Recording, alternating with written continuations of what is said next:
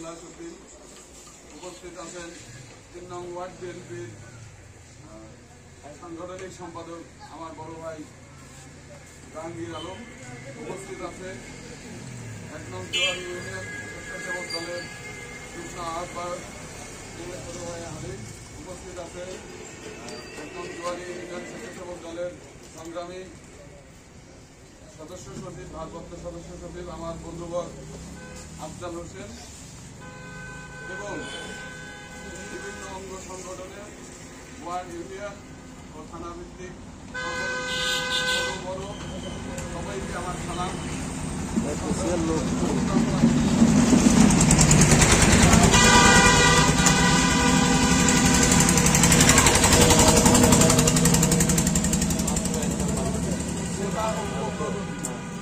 স্বেচ্ছাসেবক দলের মূলনীতি।